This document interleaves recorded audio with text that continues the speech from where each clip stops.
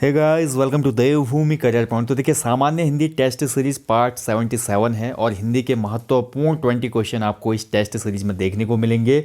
Uttarakhand GK test series, सामान्य Hindi test series, सामान्य ज्ञान टेस्ट सीरीज, ये 3 टेस्ट सीरीज अगर आप फॉलो करते हैं तो निश्चित रूप से मान के चलिए एग्जाम में आप औरों से बेहतर स्कोर करेंगे। तो चलिए देखते हैं आज का भी ये हिंदी का टेस्ट, बहुत महत्वपूर्ण क्वेश्चन इसमें है। पहला क्वेश्चन आपके सामने है, देखिए, निम्न में से कौन सा पदोन्नति शब्द का संधि विच्छेद बिल्कुल सही है। तो पदोन्नति जो शब्द है, अगर हम इसका संधि विच्छेद करते हैं तो कौन सा इसमें सही होगा। And the right answer is option D, पद धन उन्नति। पद धन उन्नति यानी कि पदोन्नति। ठीक है, ऑप्शन डी बिल्कुल सही है। चलिए बढ़ते अगले क्वेश्चन की तरफ। नाक का बाल होना मुहावरे का अर्थ है। तो नाक का बाल होना, इस मुहावरे का सही अर्थ बताना है आपने। और नाक का बाल होना यानी कि बहुत ज़्यादा प्रिय होना, प्यारा होना, यानी कि ऑप्शन बी इसमें सही आंसर है, बहुत प्यारा होना। देखिए, मैं आप सभी को बोलना चाहता हूँ, सामान्य हिंदी की बहुत ज़्यादा महत्वता है उत्तराखंड ग्रुप सी एग्ज़ाम्स में। बहुत से अभ्यर्थी सोचते हैं कि केवल 20 नंबर की हिंदी आती है और हिंदी को वो बहुत ज़्यादा महत्व नहीं देते, लेकिन यही हिंदी आपकी मेरिट डिसाइड करती है, ये मान के चलिए। क्योंकि 40 नंबर का उत्तराखंड जीके और 40 की जीएस प्लस रीजनिंग में लगभग स्टूडेंट अच्छा स्कोर करते हैं। लेकिन जो हिंदी जिसकी पकड़ अच्छी होती है, जो 15 प्लस स्कोर कर लेता है हिंदी में, मान के चले सिलेक्शन लिस्ट में उसी का नाम होता है। यानी कि हिंदी बहुत ज़्यादा महत्वपूर्ण है। और खासकर क्यों? क्योंकि बहुत ज़्यादा कॉम्पिटिटर जो है हमारे, या बोल सकते हैं एस्पिरेंट जो है, वो इंग्लिश मीडियम वाले होते हैं।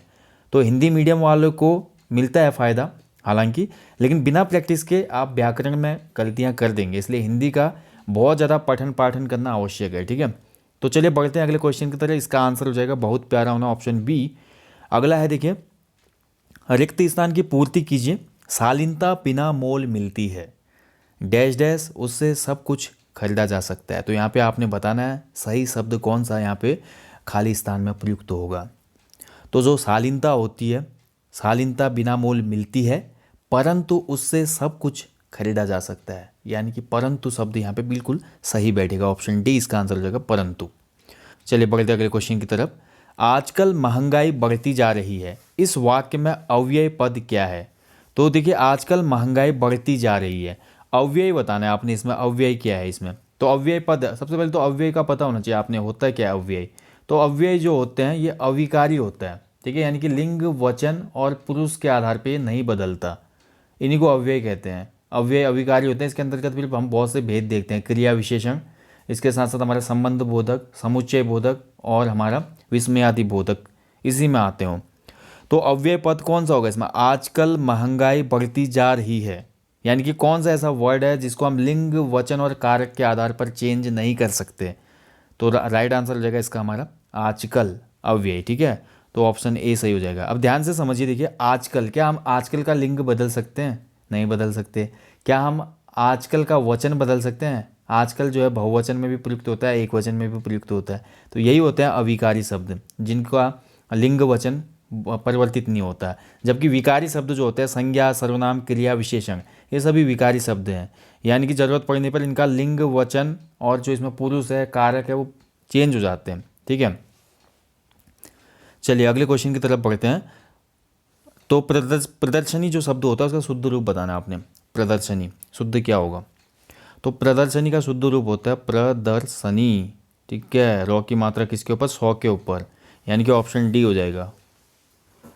चलिए नेक्स्ट क्वेश्चन है, गोटी लाल होना मुहावरे का अर्थ है। कई बार पूछा गया है पूर्व एग्जाम्स में भी, गोटी लाल होना। And the right answer is option सी।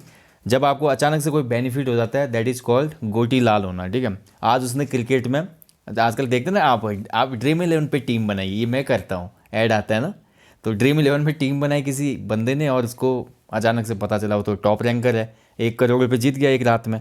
तो यानी कि गोटी लाल हो गई उसकी, यानी कि ऑप्शन सी लाभ होना। ठीक है, चलिए बढ़ते हैं अगले क्वेश्चन की तरफ।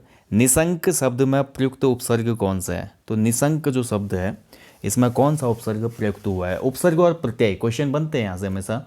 उपसर्ग होते हैं, देखिए, शब्दांश है उपसर्ग, जो कि शब्द के प्रारंभ में जुड़कर उनका अर्थ बदलते हैं। और ऐसे प्रत्यय, ये भी शब्दांश होते हैं जो कि वाक्य के शब्द के अंत में जुड़कर अर्थ बदलते हैं शब्द का। तो निशंक की बात करें तो यहाँ पर निशंक में हो जाएगा आपका निह उपसर्ग। ठीक है, ऑप्शन ए सही है इसमें, निह उपसर्ग हो जाएगा इसमें। ठीक है, चलिए बढ़ते हैं अगले क्वेश्चन की तरफ। खटपट कैसा शब्द है? तो खटपट जो शब्द है वो किस प्रकार का शब्द है? तो खटपट जो शब्द है हमारा वो हो जाएगा ऑप्शन डी, ठीक है, देशज शब्द है।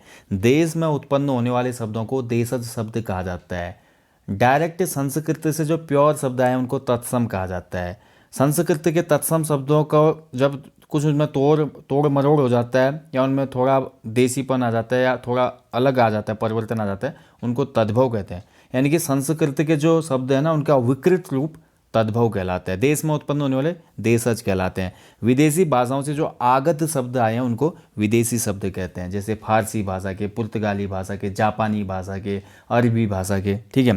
तो खटपट जो है हमारा देशज शब्द होता है। खटपट हो गया, लोटा हो गया, खिचड़ी हो गई, ये सभी हमारे देशज शब्द होते हैं, ठीक है, ध्यान रखेंगे।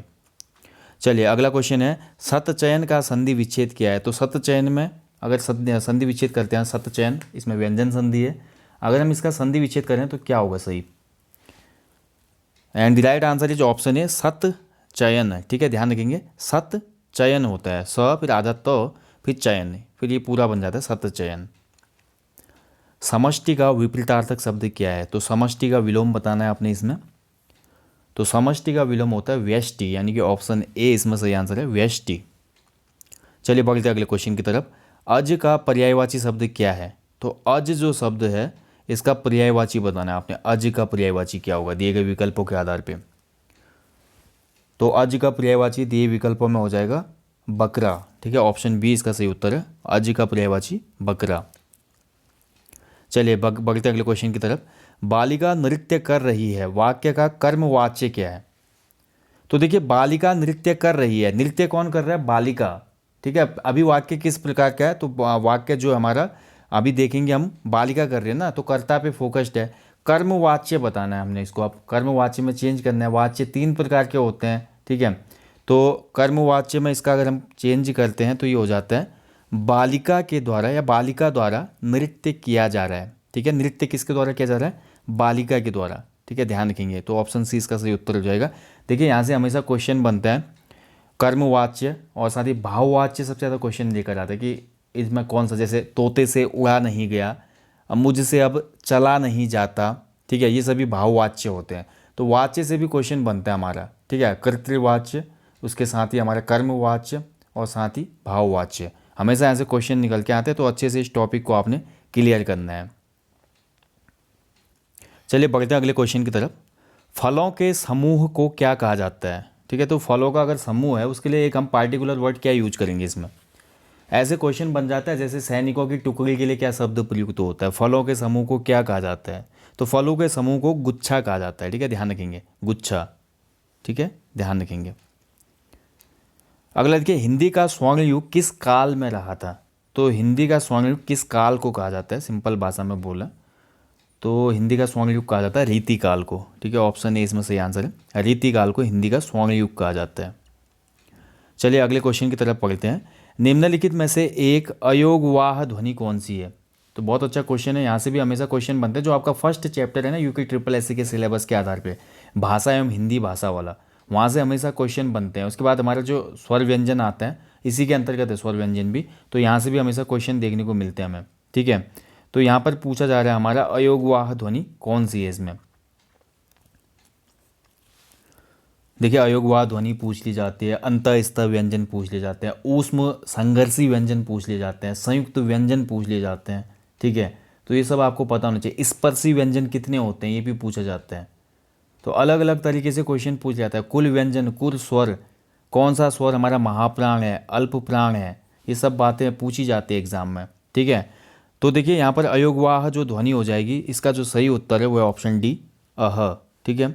तो जो दो होते हैं हमारे, ध्यान से देखिए, ये अंक और अह, ये हमारे क्या होता है? अयोगवाह वर्ण होते हैं। देखिए अगर हम हिंदी की बात करते हैं तो हिंदी में स्वर होते हैं 11 हिंदी वर्णमाला में, ठीक है। व्यंजनों की कुल संख्या है 33, ठीक है, व्यंजनों की संख्या 33। संयुक्त व्यंजन होते हैं 4, ठीक है, और इसके बाद हमारा अयोगवाह वर्ण होते हैं 2, ठीक है, और इसके साथ साथ द्विगुण व्यंजन भी होते हैं अभी हमारे, द्विगुण व्यंजन। तो द्विगुण व्यंजन कितने होते हैं? 2, ठीक है, ये द्विगुण व्यंजन इनको बुलाता है, ढ और ढ, ये ठीक है, ये द्विगुण व्यंजन कहलाते हैं। तो यहाँ से हमेशा क्वेश्चन बनता है एग्जाम में, अच्छे से याद रखनी है ये बातें। अगला देखिए, राजभाषा आयोग का गठन कब हुआ था। तो राजभाषा आयोग बहुत बार क्वेश्चन बनता है, राजभाषा आयोग कब गठित हुआ था, राजभाषा विभाग कब गठित हुआ था, अनुवाद विभाग की स्थापना कब हुई थी, गांधी जी ने जो हमारी राष्ट्रभाषा प्रचार समिति थी कब स्थापित की थी, ठीक है, दक्षिण भारत की जो हमारी हिंदी सभा थी उसका आजीवन अध्यक्ष कौन था, ऐसे क्वेश्चन बनते हैं ना। और हमारा पहला विश्व हिंदी सम्मेलन कहाँ हुआ था, रिसेंट वाला कहाँ हुआ था, तो ये चीज़ें पढ़ के जाए यहाँ पर एग्जाम से पहले। राजभाषा आयोग की बात करते तो इसका गठन हुआ था 1955 में, 1955 में, ठीक है, 1955 में। चलिए, राजभाषा आयोग किससे संबंधित था। अब देखिए, राजभाषा आयोग तो हम बहुत बार पढ़ते हैं, क्या था ये, कैसा था, क्या चीज़ें थी। राजभाषा आयोग साधारण रूप से मैं बोलूँ, साधारण शब्दों में बोलूँ तो हिंदी को राजभाषा बनाने के लिए एक प्रयास था, मतलब, ठीक है, क्योंकि जब देश आज़ाद हुआ ना उसमें जो हमारी कार्यकारी भाषा थी केंद्र में वो अंग्रेजी ही थी। तो इन चीज़ों को देखते हुए हमारी की प्राथमिक भाषा क्या होगी, राजभाषा। राजभाषा वो होती है जिसको बोल सकते हैं कि जिसमें पूरे सरकारी काज काम किए जाते हैं, ठीक है। राष्ट्रभाषा अभी अलग चीज़ है। राष्ट्रभाषा भारत की कोई भी राष्ट्रभाषा नहीं है, यद्यपि अगर हम देखें हिंदी बोलने वाले बहुलभाषी हैं, ज़्यादा हैं, बहुभाषी हैं ना, लेकिन राष्ट्रभाषा फिर भी कुछ नहीं है अभी हमारी। लेकिन राजभाषा हमारी हिंदी है, संविधान ने मान्यता दी है हिंदी को राजभाषा के रूप में, ठीक है। तो ये कुछ बेसिक बातें होती है, क्लियर होनी चाहिए हमेशा। चलिए बढ़ते हैं अगले क्वेश्चन की तरफ। निम्न में से छायावाद के एक स्तंभ नहीं है। तो छायावादी कवि आप पढ़ते हैं, छायावाद के 4 प्रमुख स्तंभ माने जाते हैं।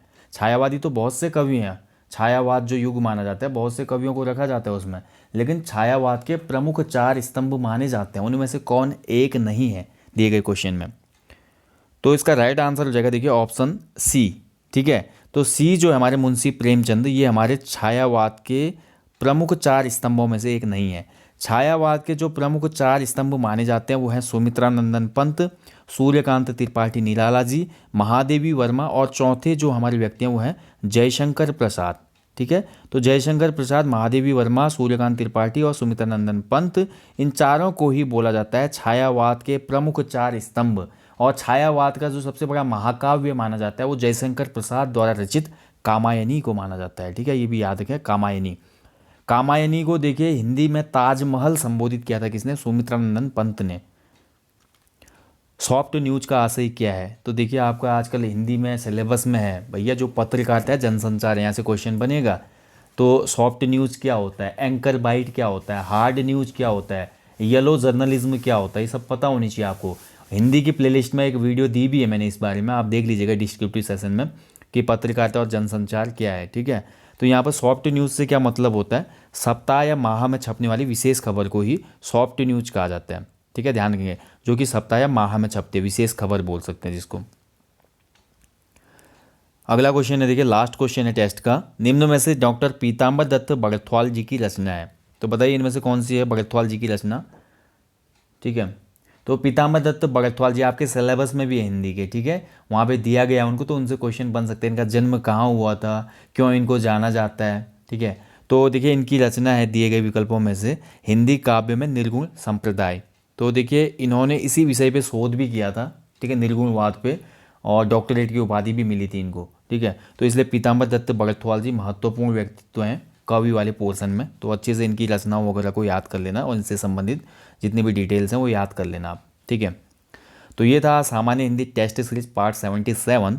देखिए दोस्तों, अगर आपके 15+ क्वेश्चन सही होते हैं हिंदी वाले टेस्ट में तो बहुत बेहतरीन आप स्कोर कर रहे हैं, सिलेक्शन के काफ़ी क्लोज हैं। ऐसे उत्तराखंड जीके में भी मैं 20 क्वेश्चन देता हूँ, अगर आप 15+ करते हैं तो बहुत बेहतरीन स्कोर है। वैसे जीके वाले यानी कि 15 जो है आपका 75 है ना, 20 का 75% है, यानी कि आप किसी भी एग्जाम में, प्रैक्टिस सेट में, सेक्शनल टेस्ट में 75% to 80% स्कोर कर रहे हैं, तो इट मीन्स ये है कि आप सिलेक्शन के क्लोज हैं, आप क्रैक कर सकते हैं एग्ज़ाम को। बस 1% या 2% आपको यहाँ पे सहायता चाहिए स्वयं की, अपने सेल्फ मोटिवेशन की, अपने पॉजिटिव एटीट्यूड की, एग्ज़ाम में जो आपको आगे बढ़ने के लिए प्रेरित करेगा, और साथ ही आपको अंदर से एनर्जी देगा कि जो हमारी जो एग्ज़ाम हो रहा है या जो भी सीट के लिए आप संघर्ष कर रहे हैं एग्ज़ाम हॉल में, वो सिर्फ आपकी है, ठीक है। तो खुद को हमेशा मोटिवेट रखें किसी भी एग्ज़ाम के लिए या ज़िंदगी की किसी भी चैलेंज के लिए, यही सबसे बड़ी बात है लाइफ की। जो ये चीज़ें सीख लेता है उसके लिए कोई भी एग्ज़ाम बड़ा नहीं होता। इवन यूपीएससी का एग्ज़ाम भी उसके लिए नॉर्मल चीज़ हो जाती है, हालांकि उसके लिए टाइम देना पड़ता है। अब ऐसा नहीं होता कि केवल पहले अटेम्प्ट में आप निकाल लें, बहुत ही एक्स्ट्रा ऑर्डिनरी यूपीएससी को फर्स्ट टाइम क्रैक कर सकता है, अन्यथा उसमें टाइम लगता है क्योंकि सिलेबस बहुत वास्ट है। अब यूके ट्रिपल एससी की मैं बात करूँ तो रैंडमली क्वेश्चन पिक करता है, वो हिंदी का हो, जीके का हो या उत्तराखंड जीके हो। ऐसा नहीं होता कि बहुत बेहतरीन ढंग से आपने सिलेबस खत्म कर दिया तो वहीं से क्वेश्चन आ जाएगा। वो आपकी बाहर की नॉलेज को भी परखता है कभी कभी UK triple SC. Randomly question pick करते हैं, आप कोई भी एग्जाम पूर्व का देख लीजिए, ठीक है। इसलिए मैं हमेशा बोलता हूँ ठहरें, सुने, समझें और प्रतिक्रिया करें। यही जीवन की परिभाषा है, यही किसी एग्जाम को क्रैक करने के लिए एक बेस्ट वे है। तो जल्दी मिलेंगे नेक्स्ट टॉपिक में। टिल देन अच्छे से अपनी स्टडी करें, अपना ध्यान भी रखें दोस्तों। जय हिंद, जय उत्तराखंड।